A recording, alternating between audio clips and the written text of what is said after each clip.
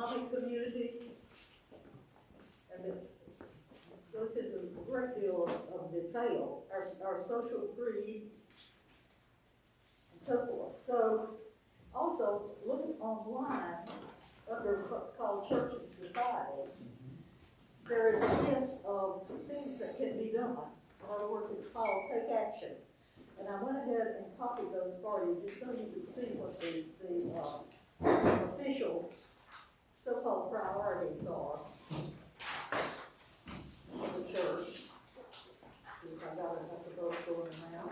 Church and Society has a Y'all need one. huge building, or what I would say is a huge building. It's probably more about the size of the Flatiron building in Asheville, but it steps away from the Capitol in DC. And they have a sign out front, sort of similar to our sign, a letter sign, that often has some of the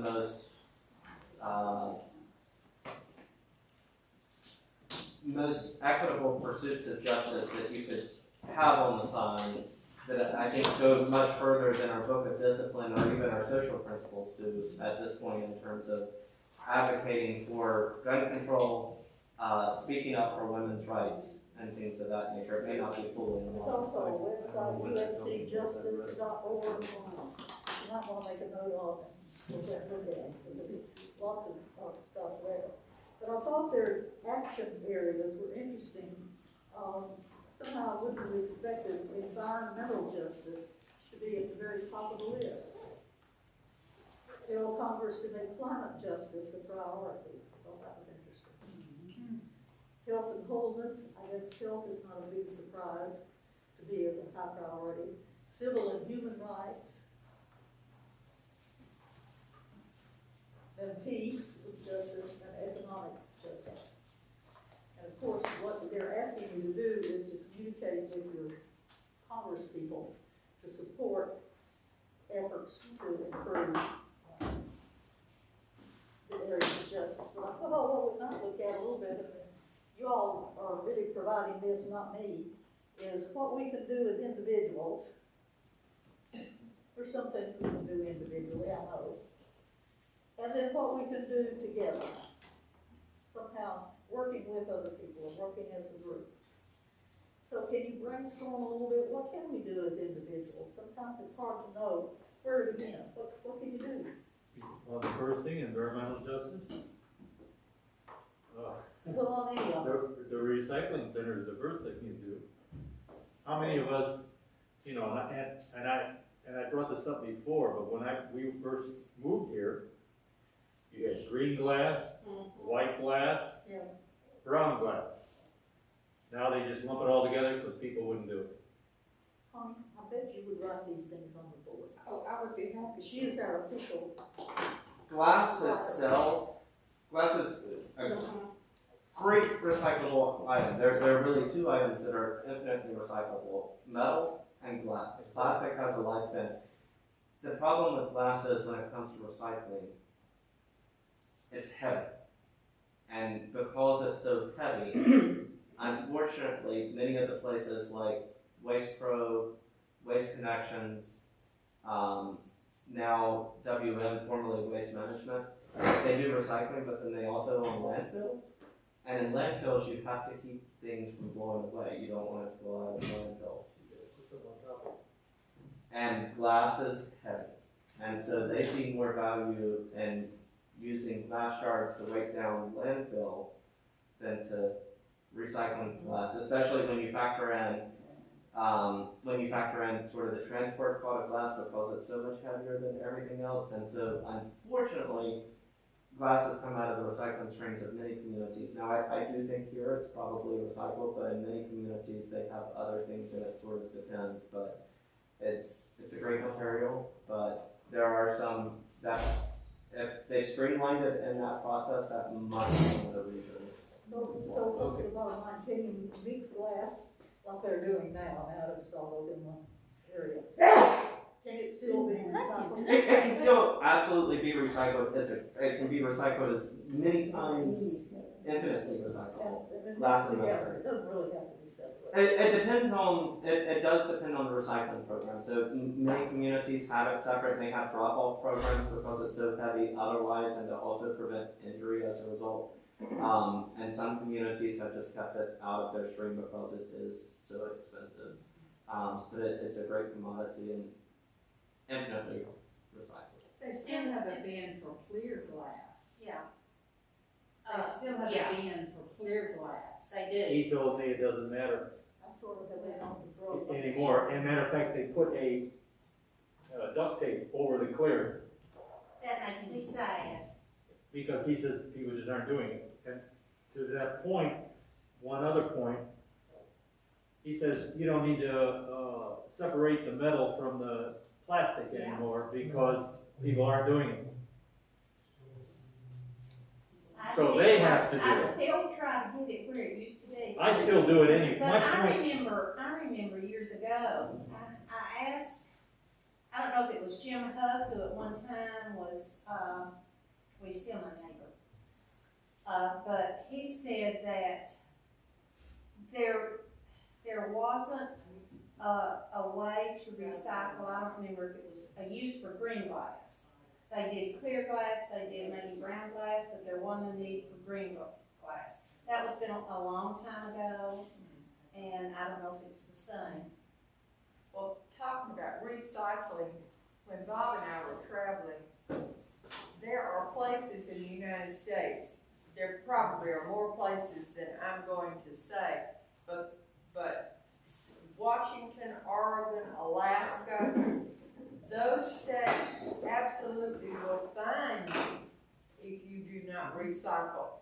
They are really believers in this recycling effort. And Bob and I were amazed, and they said, we find people who don't do it.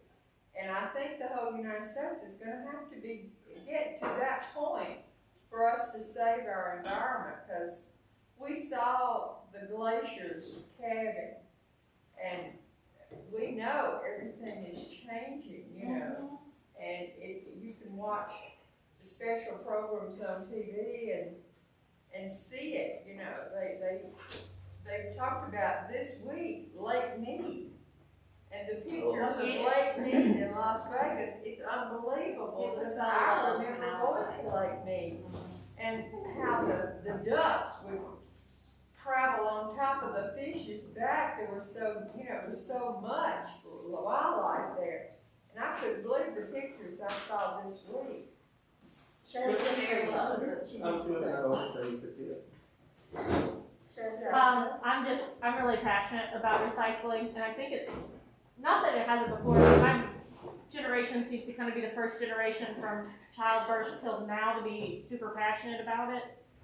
And my mom is also a big environmentalist, and so I grew up with a lot of these practices. But a lot of the practices that are used for recycling now is stuff that people who are poor have always kind of done.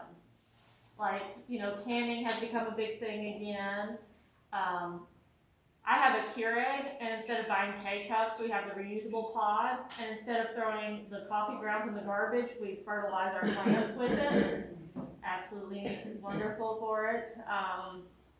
You know, I don't think my mom has ever thrown away a glass jar because she saves all like the grease from whenever we put meat in it or whatever to season other stuff. And it, you know, secondhand clothing is a huge thing. Fashion industry is a huge part of at least my generation, because there used to be a new set of clothing every season, and now it's a new set of clothing every season and every half a season. There's like new clothes rotating out through stores, and that's a big part of the landfill kind of contribution is fast fashion. Consignment stores are the in thing that everybody loves to go to. Yes, and the flip side of that coin is they know that, and so they charge more, and so the people who originally used to shop there can't afford to shop there anymore. And it's become a classist thing to shop secondhand because you have to have the time to sort through stuff to have cute stuff. And now, you know, Goodwill's charging $5, $6 for a shirt where it used to be $3.25 when I was a kid. And I'm only 24. Think about that kind of leap. And on the flip side of that coin is the fact that the CEO of Goodwill has more money than the governor because, and people with special needs who work in that program only get paid $3.25. Because of that, I won't go to Goodwill anymore. It's, And I don't contribute to Goodwill. Paper or plastic? yeah. Okay, so we all get, what, paper. Plastic is outlawed in Washington or Sunday, but none of this, I'm sorry to tell you, because I've been working on, I've been on this since 1970, like the first Earth Day. I formed a course called Ecology, if you remember, it used to be called that. But, and until we get the whole banking world behind us, I'm talking India, China still burns coal. And until our motto is keep the coal in the ground, as soon as coal escapes or is burned, anyway it escapes, where it is, it mixes with oxygen right away, forms CO2, and makes things worse. Now, this is a big leap, but somebody is going to have to, it will happen when we enough people start keeling over. But, maybe, but the banks have to be together and form a new kind of currency. Carbon, for instance, carbon coins. If you get a certain amount of carbon coins, Saudi Arabia would be very wealthy with carbon coins. If you leave the carbon in the ground. So, And that's the main thing. It's nice to recycle, and we all have done that in our lives and continue to do it, fine. But whether you shop at a resale, I'm sorry, but it's gone too far. We have to get, our politicians are so stupid, they can't do anything about anything. Now we finally got Joe Manchin to do something, change his vote. But how about the girl? What happened? I forget. I don't know. I didn't see. well, it sounds like It both you didn't give what she and Shasta are talking about careful uses of resources, not overusing, not just recycling, and I don't think we're close to that, but careful use of things like reusing the glass jars or reusing fabrics and so forth. Can I say one other thing? Somebody mentioned that Washington, Alaska, Oregon, they punish people when they don't recycle. And there's some other states that approach it from the other end. They reward them. In other words, so they want to make glass, I'm using glass because that happens to be the first thing I could hit my head. Like I know Maine, Iowa, some other places, they pay you. Give me that glass back, we'll take it. Germany does that too. You can take like your glass bottles and then the machine at the grocery There's a store deposit. pop them in, and you get a ticket to shop at that grocery store. Oh, see, well, they have a deposit. In other words, you pay for the money up front for that glass. You want your money back? Give me the glass. Yeah, it's just like when we were kids. I was just going to say, they did that. But America is the worst at doing this. That's the worst country at being environmentally conscious. And, you know, these, that was, sorry. I shouldn't have done that. These countries, developing countries say, hey, you guys did it, don't we get a chance? And they use that excuse. What do we say to them? Well, now people are dying, it's time for you to have a different road. We'll help you a little bit. There is a movement now. It was supposed to have been introduced this year in U.S. Congress, but I think the hope of it was coming right about the same time as the other bipartisan bill, and I think two bipartisan bills at one time would have been a little bit too bulky in terms of an expectation in our current climate. But there are several states, Oregon, Maine, Colorado, that have moved to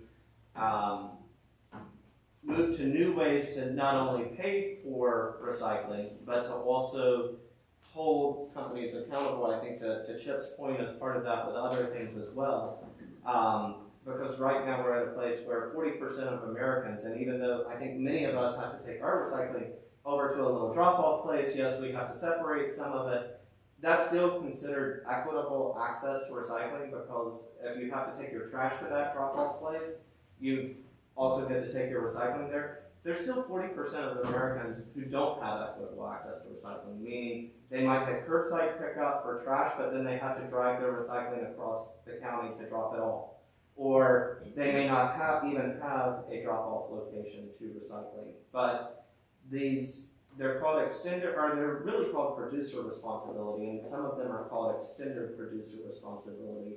Bills are being introduced in many states and could potentially come as soon as maybe next year at a federal level. But these are bills that are saying, time out. We put too much emphasis on the consumer to try and do the right thing and separate things and figure out what's recyclable, what's not recyclable, which, by the way, I think there's somewhere in the neighborhood of like 9,000 recycling programs throughout the United States, and each one has different rules for what is accepted and what isn't accepted. What's recyclable doesn't necessarily change, but it's what they can accept based on the contracts that they have.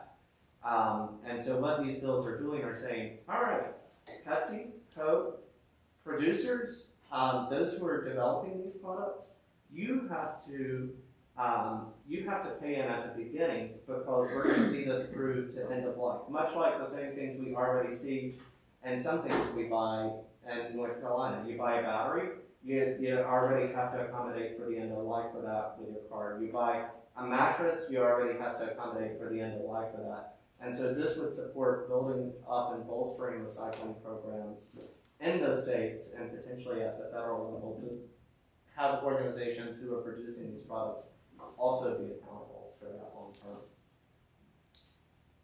Just one more thing before we move on. I remember growing up, it's still available now. We would save all our aluminum cans and take them to, What did you say? You'd save all? the aluminum cans, and we would take them to build more iron and metal. And that's the money I got to buy Christmas presents with. So my grandpa would take me, and we would clean up roads that didn't have a sponsor. And we would go to the lake and fish aluminum cans out of the trash, and I would take it, and I would have money to buy Christmas presents for my family. And it was not only the sense of cleaning up the environment, but I got a sense of pride of getting to actually purchase it myself for my family. Yeah, that's nice. Nice, very nice. It was it's my What a favorite memory. special memory. I know. He would run them over with his truck so they would be flatter. And we would take them, and it was the best. Recycling is it's a more complicated issue than it appears on the surface. You think it's just easy, and in some ways it is. I know where I'm in Arlington, the recycling company that takes care of our recycling, we have this dumpster where we put our recyclables, but they don't take glass, and that's typical of what you were saying, Pete. We don't recycle glass. And then my daughter, who lives 2.5 miles away, the recycling company there takes glass, so it's very mixed. Well, now, Publix has those recycling bins out front because it's hard to find some place to put foam. I hate to get packaging that has foam in it. And so you can take it there. Oh, really? And you I'm can glad to also, know that. I didn't know that. Styrofoam, or you mean styrofoam? yeah, cool. It just says foam on the bin. Okay. But then they also recycle plastic bags, and I think that intention was their plastic bags, but you can put any in there. But it's been pointed out to me that those plastic bags may not really be recycled. Ingles does that too. Now, there was a company when I was at USC that if you ordered their products, and they were plastic products, they would furnish you with a recycle bin, and you could put your plastic products in that recycle bin, and then they would pick it up and take it away. And they would make products from it, and they showed you plastic, those nice benches that they would make, and different items that they would make from that plastic. That's plastic right there. Yeah. Yeah. So there Sorry, is Emma. hope for, there is effort being made by a few people, but just not enough. And then you have Not daily. politicians who are too worried about their power and their greed that Yeah. they can't, come around to that. And that's, we have to vote them out. That's all we can do. That's what we can do together. Well, Now, there's a challenge. individually, you can vote. So Yeah, of course, we that's can't another- vote in West Virginia, but. We're not gonna change West Virginia.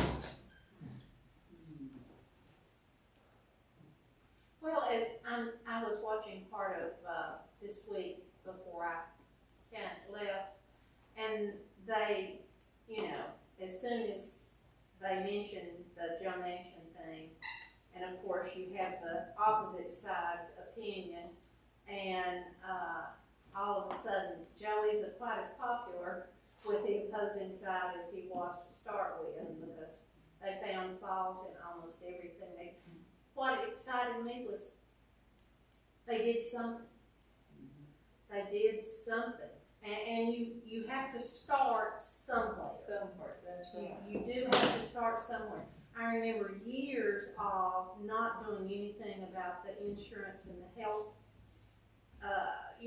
back to when Hillary Clinton tried to work on it as a president's wife. Now granted, that stepped on a lot of people's toes. She was very unpopular for it. But as she was trying to work, the opposing party said none of what was being proposed was good. When they came into power, they said they would change it. Well, they didn't do anything, and then we did here, and then finally, no, the Affordable Care Act wasn't perfect, but it was a place to start. Which leads us to the health and wholeness section too. Okey-dokey. That gets us right into the next area. I was looking for a dentist in this area, and since I'm on Medicare, I wanted to find someone who would take Medicare. And there's someone here in Mars Hill who is actually will take. Oh, Steven Snyder. He's a dentist. Yeah. Stein, Steam. Dr. Pardon? Steen, Dr. Steen. He's got Yeah, one his little house daughter. there and his daughter. His daughter, Okay. Will they take Medicare? Snyder. I just know it's on Main Street. Yeah. Yeah. Yes. Dr. Steen and his daughter, Dr. Mackenzie Steen Snyder. Okay, yes, it's Snyder. Yes. The name I recognize. Yeah, they're much better. I've been going to Beaverville Dentistry, and they're in charge of doing those. I had to take a look at what I thought was a cavity, and it wasn't, $180. That's all they did, was look. They would take Medicare for, what kind of I procedure? have the dentistry on my Medicare. Okay, So you have a special. you have to do a supplemental. Yeah. That's through North Carolina. North Carolina has a pretty good program for like covering prescriptions and covering dental costs and stuff. And, So that's a supplement. to that's a Medicare. supplement, but it's, it's not that much, and my prescription stuff was free, so that was. Can I say something about that? It sounds like it's Medicare Advantage program. Sure. And Medicare Advantage, what they don't tell you is it's cheaper for you. You end up better. But it costs this CMS, this Center for Medicaid and Medicare Services, it costs them more money, so it puts more pressure on the system Sure. in effect. And so, it's like anything else, I guess, we're talking about equity and equality, trying to find balance. And,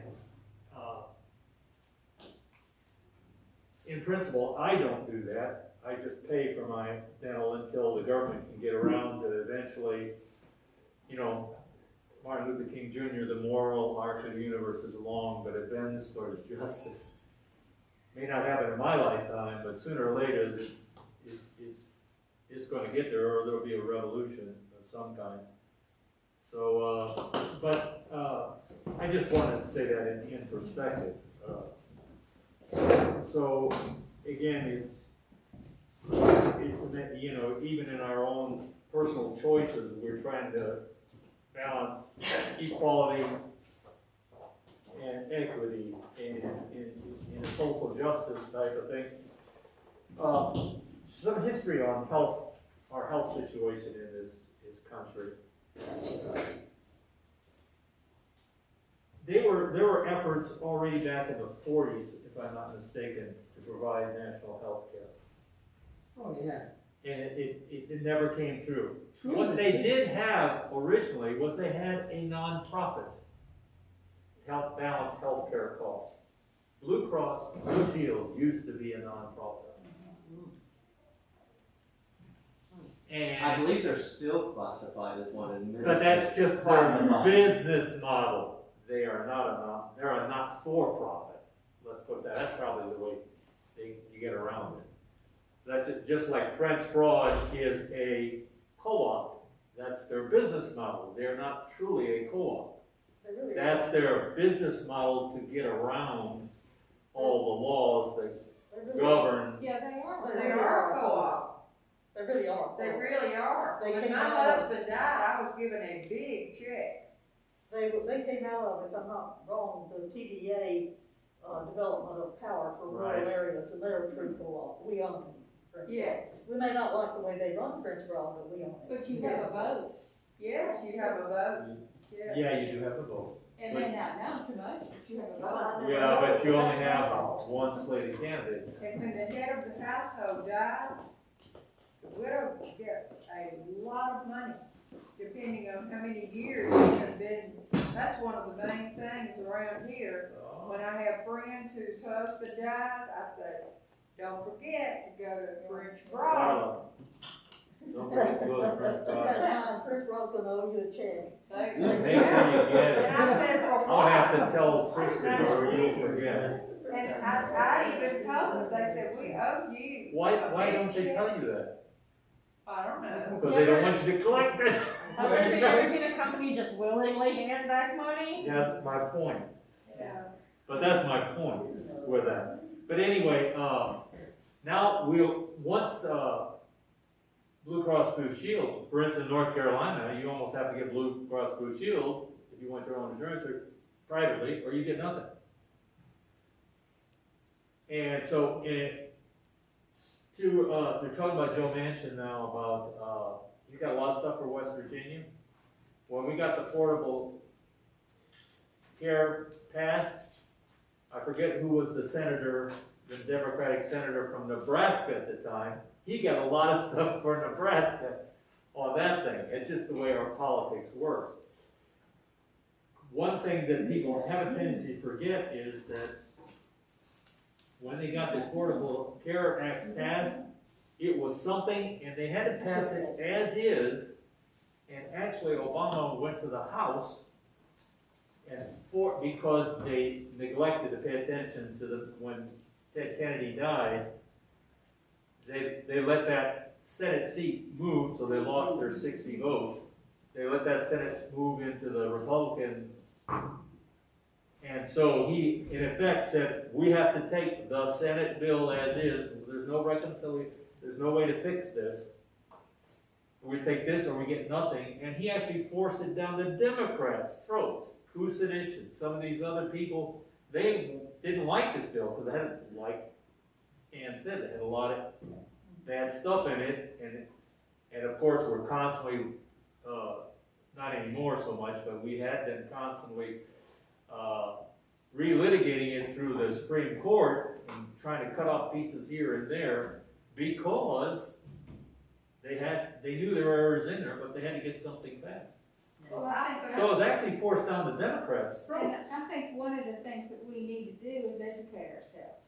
That's what- And so I think, so you do know if you're voting, if you should be voting, but if you're, whatever your vote is, it's an educated vote. That's one thing I put under individual is keep informed or get Yeah, informed. right. I just- And on the vote over here together, we have to be specific. We have to be sure the candidates are standing up for things we believe in, not just vote, but vote for people We gotta be careful of that too, because I believe in Christianity. But that's not gonna, but I'm not gonna vote, No, I mean. they're not my issues. priest or my minister, I'm not gonna vote for them because of that. I'm talking about issues. I'm talking about the issues that we believe. Look, tell Congress this, tell Congress this, tell Congress this. We've gotta be specific when we vote about what people are saying in their campaign speeches, what they believe in, what they're going to try to do, you know. And you have to weigh, are they just saying that to get my vote, or are they really gonna get in there and work? And what To country do is this? this. What country is Well, this? this is our country. Oh, really? Yeah. Well, The only thing we can do together, Chip, is to do what I'm talking, we gotta stay keyed oh, in. educated people. Like Yeah. Margaret said, we've got to get educated. There are people that don't know that January 6th happened. They don't believe it. Yeah. I mean, Well, that's- Or they believe that they were preserving democracy They and were patriots, they believed they were patriots. But being informed is so important. I just was glancing at this, and I'm not trying to move us in that direction, but it said, tell Congress to support Truth and Healing Commission on the Indian boarding school policy. I didn't know there was any Indian boarding school policy I didn't either. Where is that? down there under civil and human rights. I suppose we should have, because the Pope came over here and apologized for everything. But that was in Canada. Well, we did the same, you're right, we did the same thing, we Yeah. wanted to eradicate their Well, of culture. course we did, and we shipped children to boarding schools, and I knew that, but I don't know what this, Truth and Healing Commission on Indian Boarding School policy is. So I should inform myself. I'll Google it and look it up. Well, part of the war in Ukraine now, that Russia is in Ukraine, they want to eradicate that culture. They want it all to be Russian, and, you know, if they're willing to let you out of the war zone and take you to Russia, but your kids are gonna be Russian. Well, don't you think that's what's happening here with Well, different we've got- minority groups? Yeah. Is you're trying to be forced to be. Absolutely. And can I say something about that too? Just what we did to the indigenous population as we moved west? We killed. Why did that happen? We had to pay for the Revolutionary War. So you gave them land, which means the army then took it away from the Indians, and you had your cycle. You take away the land, pay for the army, take away land to pay for the army, take away land to pay for the army. And that's why we did what we did to the Indians. but that story. It's all about economics. It's That story supports sort of what we were talking about in the context of our politicians. Does everyone here, because I won't repeat it if so, but does everyone here know the story of Chief Junaluska, the namesake for Lake Junaluska? I heard it years ago, but I've forgotten it. Chief Junaluska was in the War of 1812 with Andrew Jackson.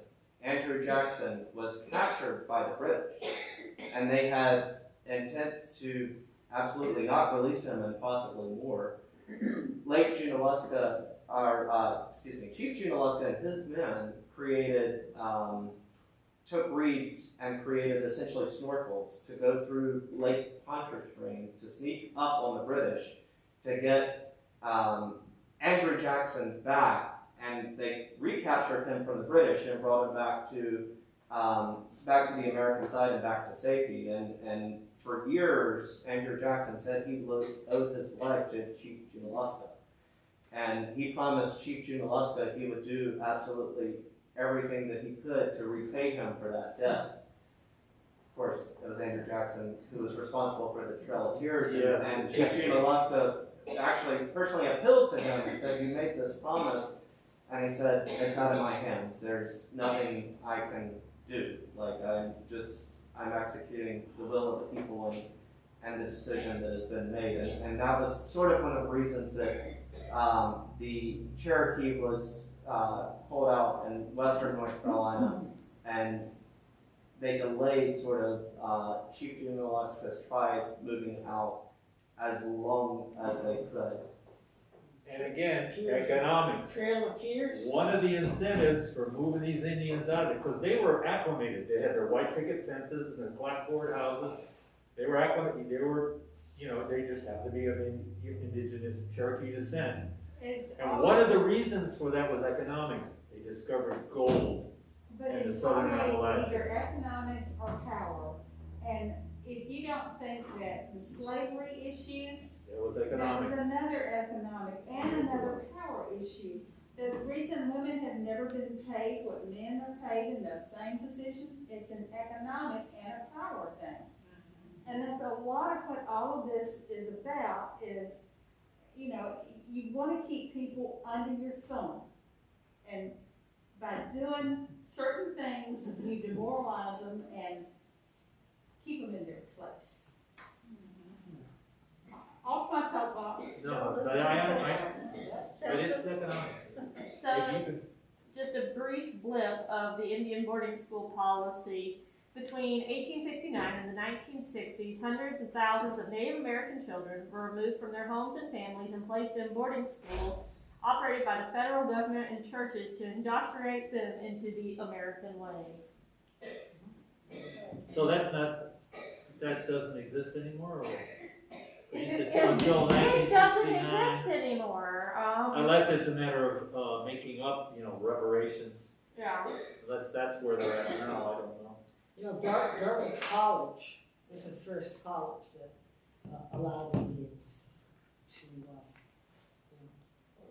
come. Dartmouth. Oh, really? Yeah, that was the first college to allow Indians into their church, and they had boarding houses for the children, and I don't know what happened after that. Shasta, while you're Googling, Google the Truth of Healing Commission, see what they're trying to do there.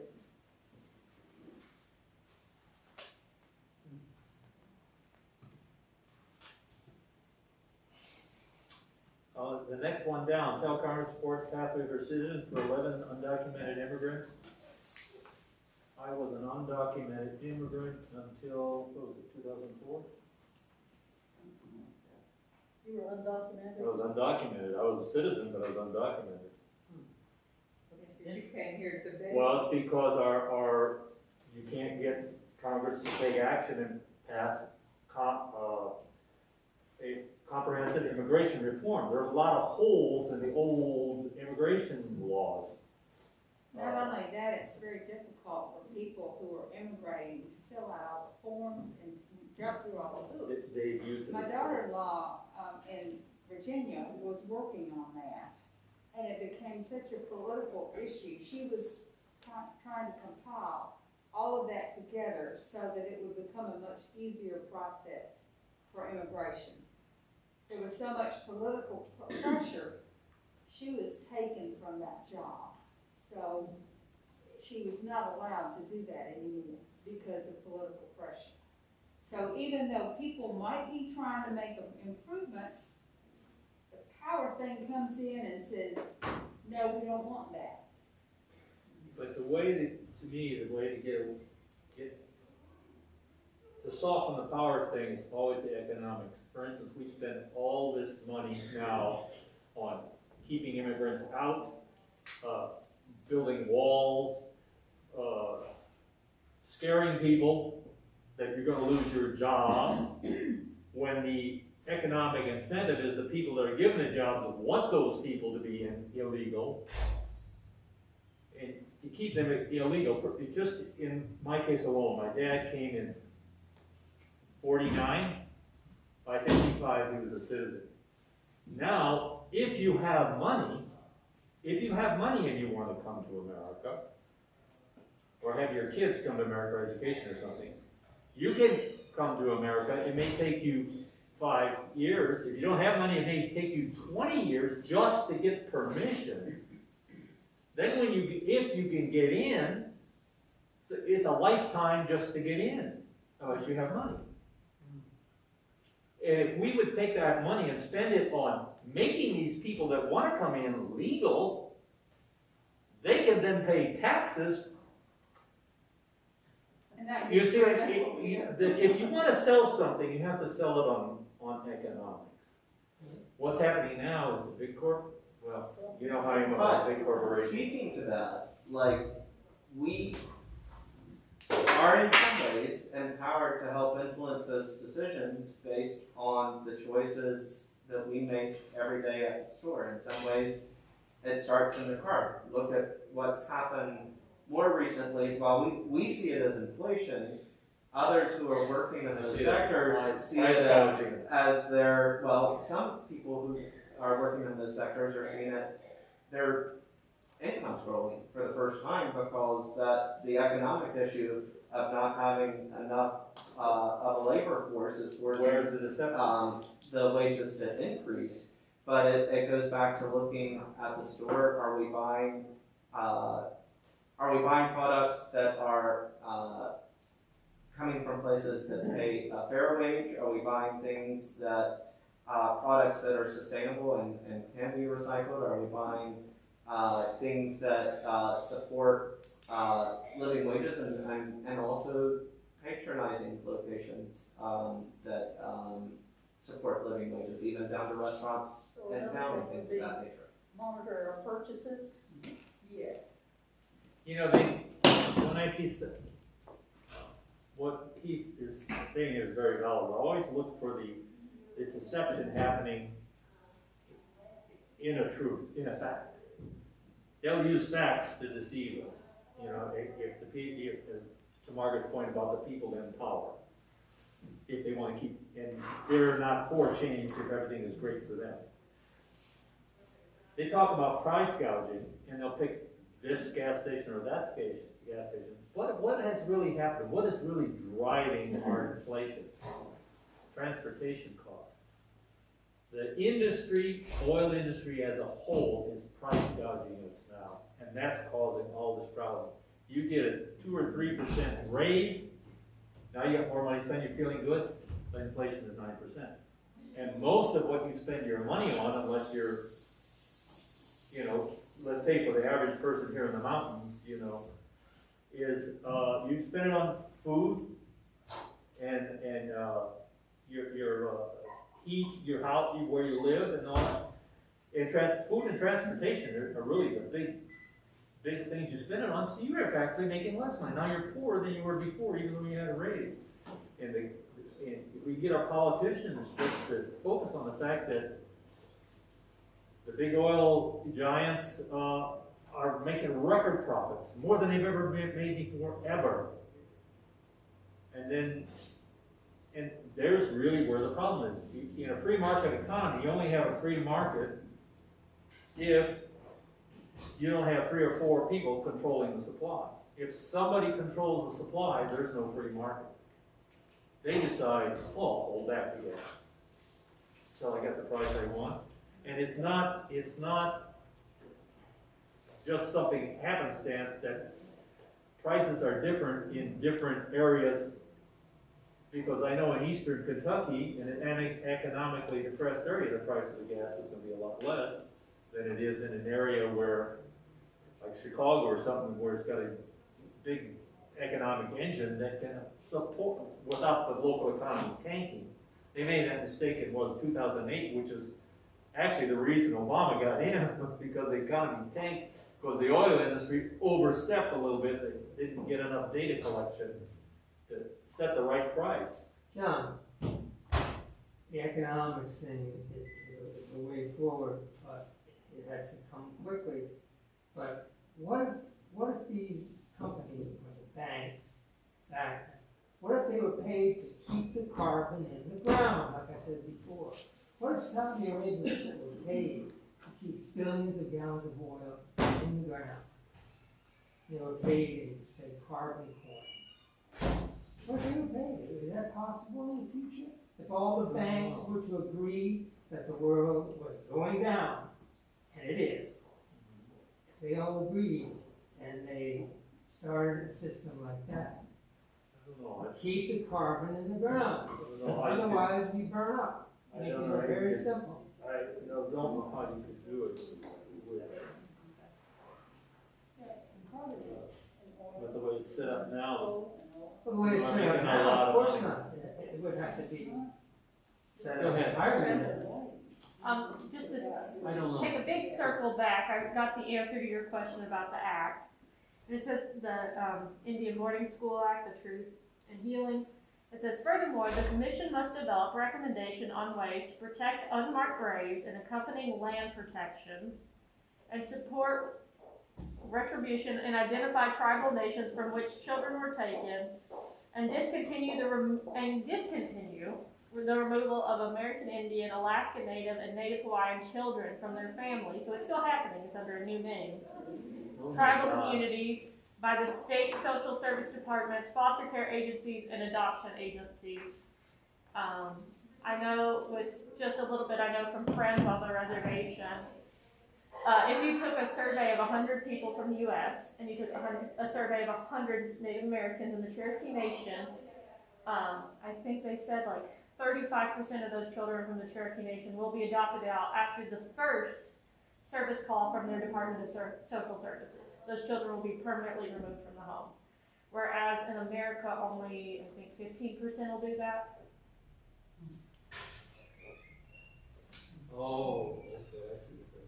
Yeah, and to add to that, they've also, so there's only, I think, 7% of the Cherokee Nation that has Native American parents on both sides. Let's talk about the carbon.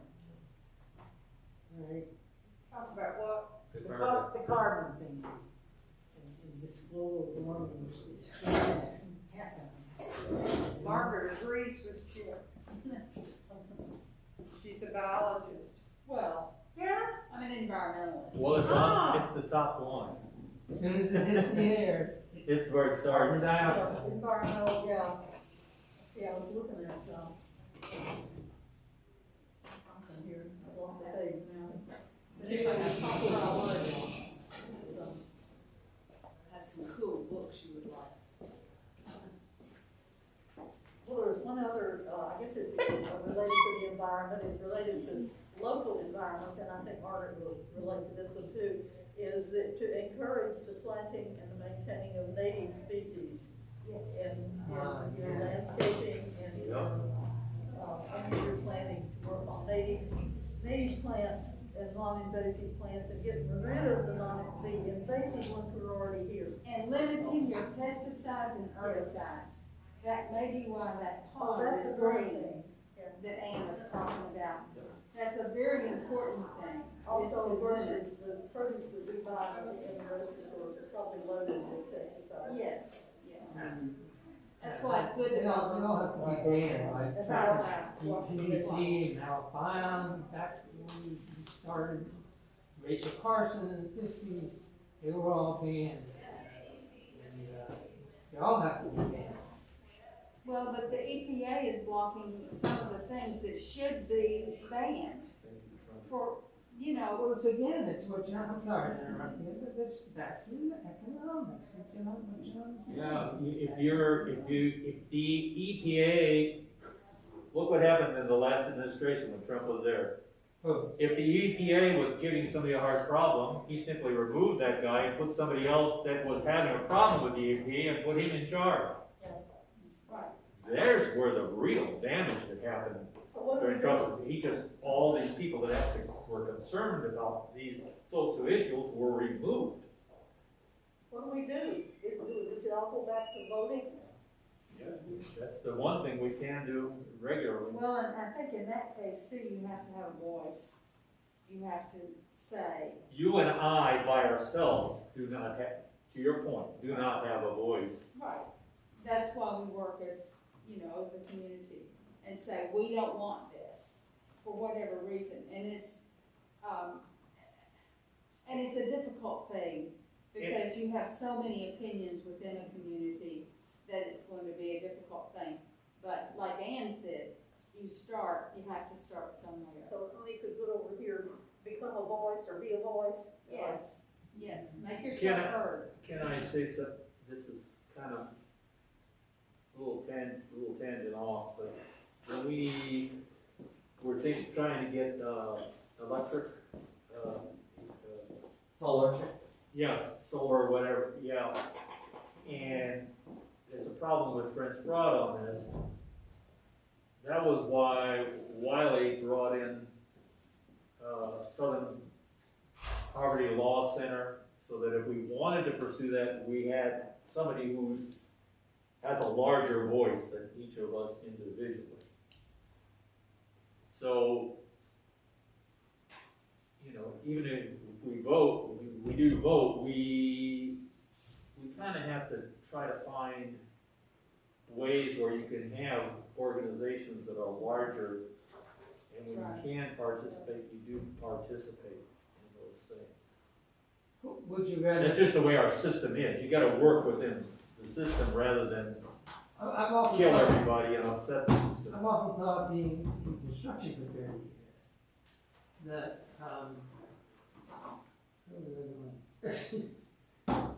would you rather be installing solar panels on a roof or riding a pipe, whipping the chain around, down into the ground to take more carbon out of the ground? Which one would you rather do? It's economics, but it's better than that. You get a better job, it pays more, and it's To end on a little bit, brighter note, what's exactly what you're talking about, brighter. that's what's happening with Joe Manchin right now. Chester's got. Well, yeah, because he's a coal state. But he's also trying to, part of that package is incentive subsidies Yeah. for people that don't have the money How to many get months these. did it take him Solar to stuff.